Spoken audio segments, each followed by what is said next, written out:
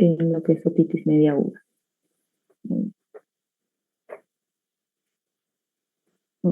Como se sabe, la hipoacusia es el déficit funcional que ocurre cuando se pierde la capacidad auditiva en mayor o menor grado. Puede ser por alteración del oído externo y medio, y lo vamos a catalogar como una hipoacusia conductiva, o por alteración de la percepción o transducción del sonido en el oído interno, y vemos como una hipoacusia neurosensorial. ¿Sí? En hipoacusias tenemos conductivas, mixtas y neurosensoriales.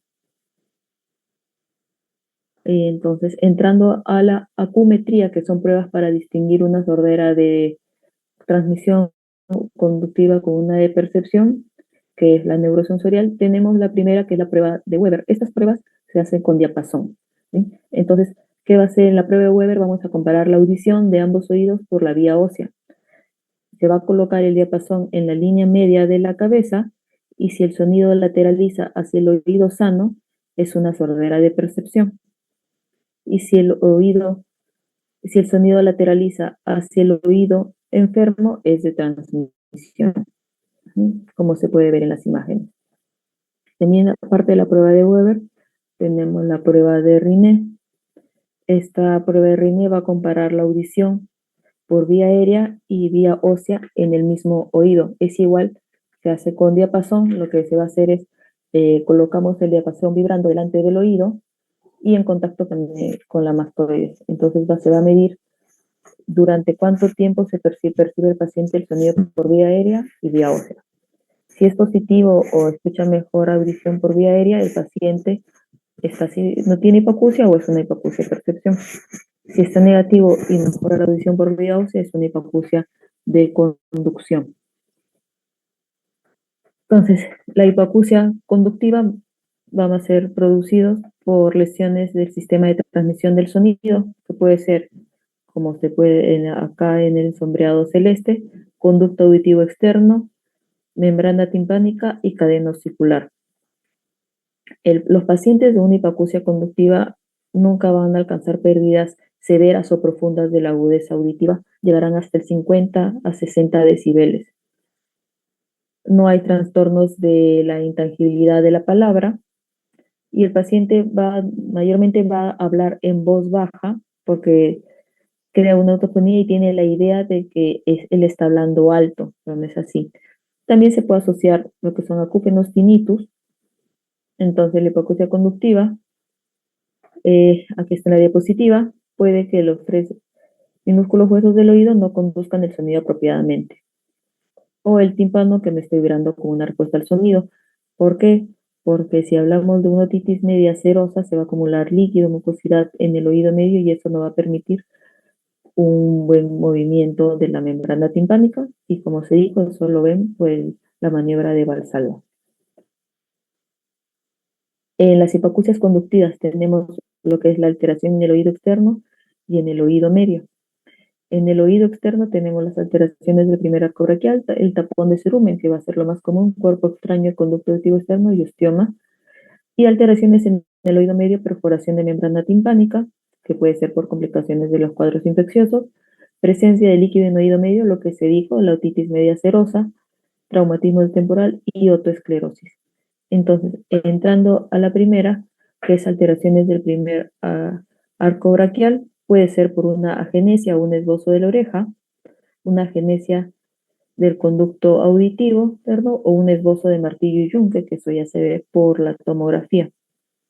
En lo que es el tapón de cerumen, las glándulas apocrinas modificadas del conducto auditivo externo producen cerumen, va a haber aumento de la secreción, el paciente que va a referir disminución de audición, puede ver tinnitus, puede ver dolor de cabeza, vértigo y dolor.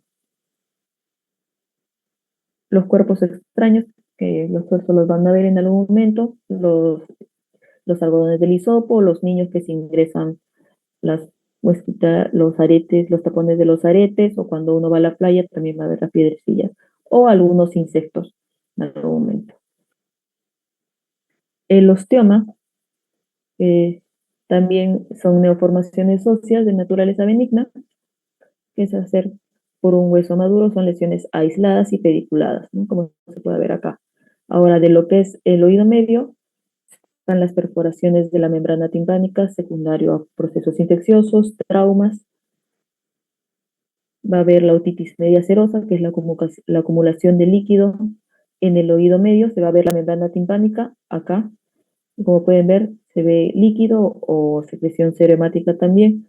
Mayormente las otitis media serosas son por problemas de obstrucción nasal, entonces el oído no puede drenar bien, no puede ventilar bien y se va a acumular líquido o mucosidad. Los traumatismos del temporal, que también van a notar un hemotímpano, como pueden ver, la membrana timpánica, el signo de sangrado. Y la otoesclerosis, que es una enfermedad metabólica de ósea primaria de la cápsula óptica y la cadena osicular, que va a hacer que no haya la fijación de los huesecillos, ¿no? Entonces el resultado va a tener una hipacusia conductiva. Entrando a lo que es ya para que puedan ver la audiometría, una audiometría normal es de 10 a 20 decibeles, de 20 a 40 decibeles es una pérdida auditiva leve, 40 a 70 moderada, 80 a 90 severo, y bajo de 90 es una pérdida, una hipoacusia profunda, y si no responde ninguna frecuencia, una apofosis. Lo que caracteriza a una hipoacusia conductiva es que la vía ósea y la vía aérea van a tener un gap de 30 a 40. O sea, el espacio que va a haber entre ambas va a ser de 30 a 40 decibeles, no más. Y como se dijo, la hipoacusia conductiva, el paciente puede llegar hasta máximo 60 decibeles. Se mueve entre 50 y 60 decibeles como máximo. Ya entrando a lo que es una hipoacusia neurosensorial, tenemos lo que es las hipoacusias. Ya se sabe que es una pérdida sensorial, lo más frecuente que va a afectar al porcentaje de la población adulta, y el 80% de los que tienen mayor de 60 años, entonces por la edad. El diagnóstico de hipoacusia va a ser por anamnesis, una buena anamnesis del paciente les va a referir que no está escuchando bien, de repente les agrega que tiene un ruido en el oído, tinnitus. En la otoscopía mayormente se va a ver una membrana timpánica íntegra, no va a haber signos de infección, nada de esto. Y lo que va a hacer son las pruebas específicas para descartarla y ver el grado también de pérdida auditiva. Primero la acumetría, como ya hemos dicho, las pruebas de Riney y Weber, en lo que es una hipoacusia neurosensorial, va a ver que en Riney va a oír más el diapasón por la vía aérea que por la vía ósea. Entonces lo hacemos que es un Riney positivo acortado, y el Weber, el ruido va a lateralizar hacia el oído sano. Entonces, para diferenciar hipoacusia de transmisión-conducción, Riney negativo, Weber va a ir al oído enfermo, y neurosensorial de percepción, Riney positivo, y Weber va a ir hacia el oído sano. En la presbiacusia, como que es lo más común, va a haber los cambios histológicos asociados al envejecimiento. Eso es por la edad. Se produce en todo el sistema auditivo, células ciliadas de la cóclea, la corteza auditiva del temporal. Y los cambios van a ser con los hallazgos clínicos y la audiometría. Tenemos la presbiacusia, la más frecuente, que es la sensorial tipo 1, que el proceso se va a iniciar en la base de la cóclea y va a ir hacia el ápice. Clínicamente se va a producir siempre en una presbiacusia el descenso de las frecuencias agudas. Y esto va a iniciar después de la mediana edad. Es lentamente progresivo en el tiempo. Tenemos la hipoacusia, la presbiacusia neural tipo 2, que esta se estima que que 200 neuronas más o menos se pierden cada año de las 35.000, entonces los efectos no son perceptibles hasta la vejez. Los tonos medios van a estar conservados y no se van a afectar hasta que se pierde el 90% de las neuronas. Es por eso que se dice que esto es más perceptible en la vejez. Es genéticamente predeterminado, como se dice, suele iniciar en edad temprana, pero ya se percibe en la vejez. Esta curva que ven acá, donde los sonidos agudos han disminuido primero, es un dibujo de una audiometría típica de una presbiacusia. ¿Lo ven ahí? Los sonidos agudos han disminuido antes que los sonidos graves. La presbiacusia vestral tipo 3 es la atrofia de la estría vascularis. Esto mantiene el equilibrio químico y biológico de la salud de la cóclea. El paciente va a seguir entendiendo la discriminación del habla, va a estar bien, va a afectar en edades de 30 a 60 años. Igual las presbiacusias siempre son de proceso progresivo, ¿no? Acá se va a ver también los antecedentes familiares, si hay pacientes en la familia del paciente, si hay personas que han perdido la audición tempranamente.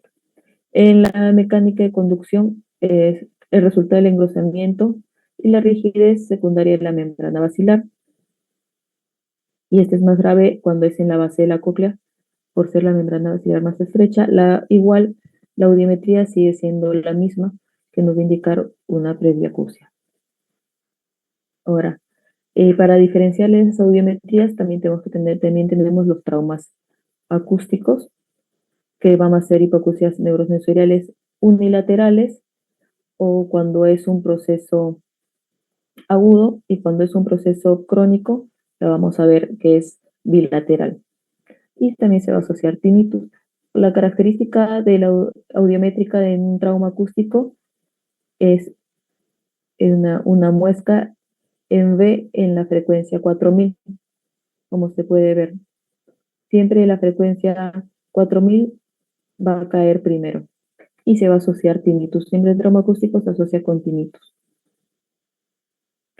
En la audiometría por sordera súbita, como se sabe, la sordera súbita puede ser, la más común son por causas virales, personas que de repente han tenido un resfrío muy fuerte y el virus inflama el nervio auditivo. Otro porcentaje que es idiopático, el, el paciente va a referir mayormente su oído, que de un momento a otro bajó la audición o ya no escucha, va a referir tinnitus, y el 50% va a referir inestabilidad y vértigo asociada a la sordera. Cuando hay vértigo asociado a la sordera, eso no nos da un buen pronóstico de recuperación. Lo ideal es de que ver al paciente dentro de las 72 primeras horas, ya que la sordera súbita nosotros lo consideramos una emergencia, y tratarlo dentro de las 72 primeras horas nos da un mejor pronóstico para la recuperación de la audición. Hay teorías que dicen que son por causas virales, vasculares, también de la ruptura de la membrana basilar y otra autoinmune.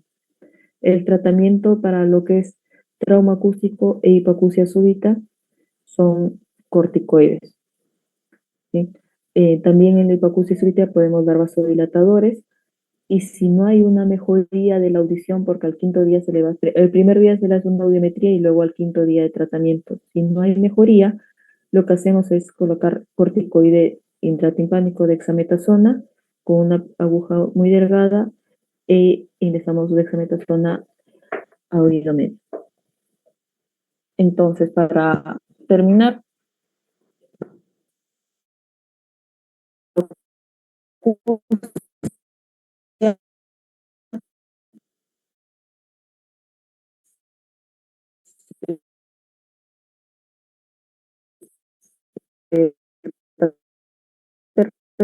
si quiere, va a consultar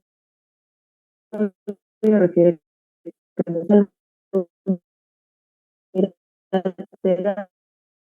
o una hipoacusia de conducción.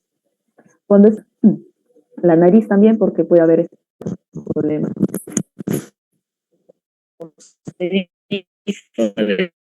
Que la membrana timpánica, que haya líquido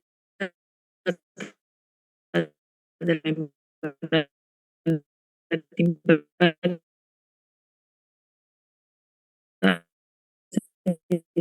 y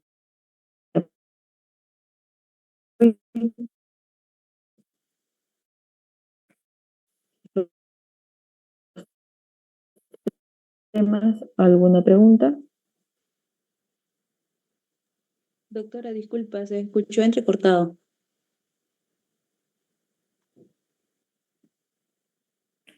Eh, sí, ya terminamos. ¿Alguna pregunta?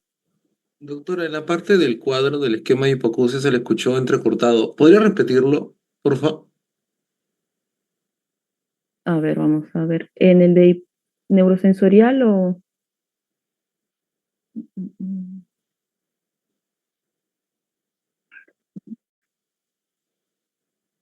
Desde la parte de la audiometría, que se divide en tres cuadritos chiquitos. A ver.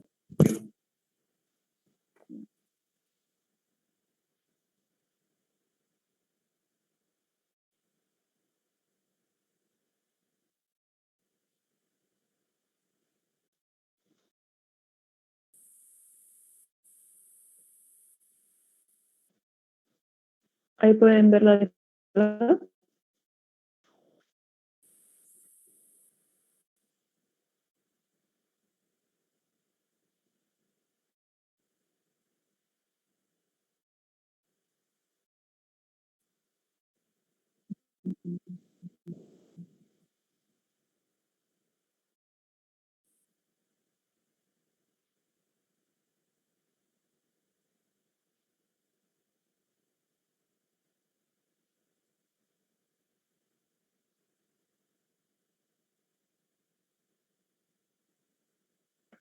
Pueden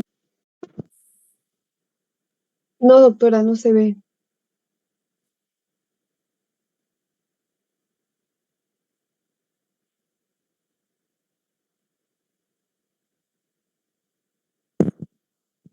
ahora.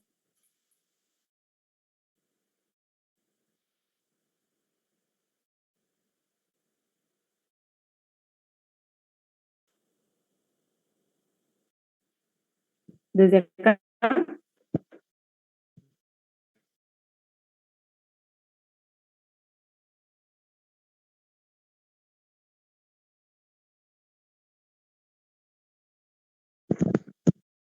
¿Me escuchan?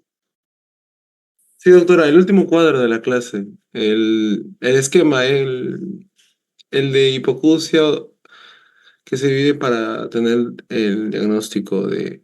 Ah, ya. El final. Muy bien. Ya. Entonces, entrando, primero el paciente les va a referir lo que es su disminución de audición. Hay que preguntarle si hay asociación con zumbido de oído, ver si el paciente ha trabajado expuesto al ruido, ha recibido tratamiento TEBE, hay antecedentes de la familia de disminución de audición o algún trauma que ha tenido que puede ocasionar una pérdida auditiva. Evaluamos hacer una otoscopía, vamos a valorar cómo está la membrana timpánica, cómo está el conducto auditivo, descartar si hay perforación de membrana timpánica o no. Ahora, si vemos un conducto auditivo externo, un oído medio normal, vamos a hacer sus estudios para descartar que haya una otitis media crónica, un colesteatoma que podría ser y se valora con la tomografía. Una otoscopía, si vemos que un oído está normal, hacemos acumetría si tenemos diapasón en la mano, las pruebas de Riné, las pruebas de Weber, catalogarlo más o menos nos va a dar una idea si es una hipoacusia neurosensorial o de percepción o una hipoacusia conductiva y vamos a solicitar una audiometría. En la audiometría vamos a ver si es que es una hipoacusia neurosensorial, unilateral, bilateral o una hipoacusia conductiva. Se sabe que en la hipoacusia conductiva vamos a ver que hay una diferencia entre la vía ósea y la vía aérea de 20 a 30 decibeles y en la hipoacusia neurosensorial en un paciente, si es que haya sido un paciente que no tiene ningún antecedente de importancia mayor, vamos a ver una curva como es la presbiacusia, ¿no? También valorar la hipoacusia súbita si es que el paciente viene de emergencia, que ha perdido la audición de un momento a otro, igual su audiometría, iniciar su tratamiento y a los 5 días hacer su audiometría de control. Bien. ¿Listo? ¿Alguna pregunta?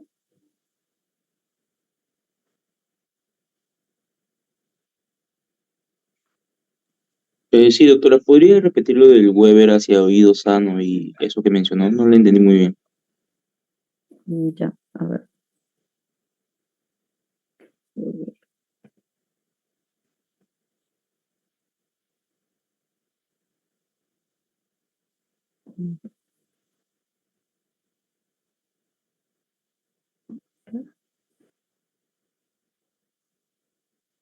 ¿Todavía están viendo las diapositivas? ¿O ya no?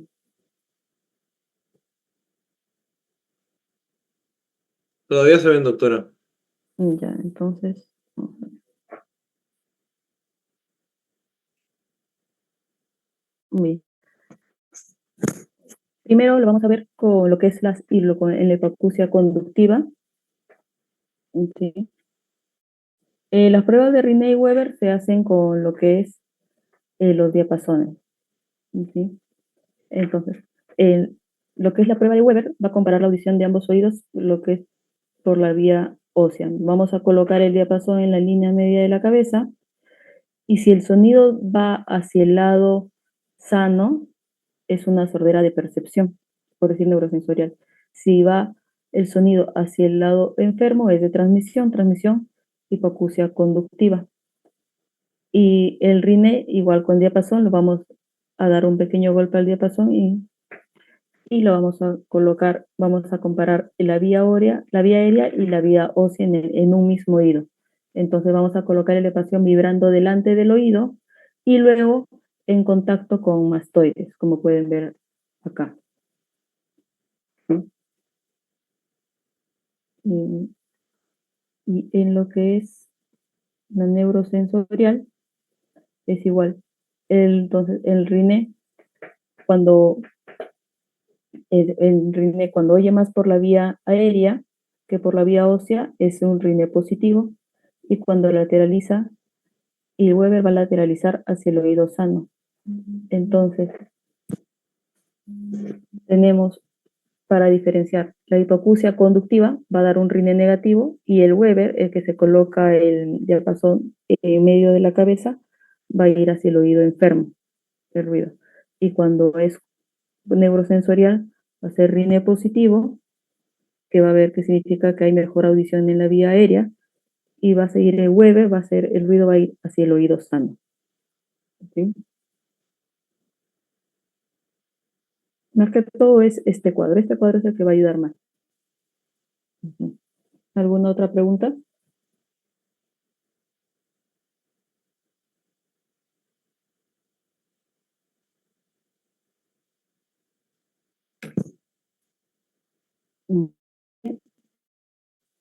Si no hay otra pregunta, terminamos por hoy, ¿sí?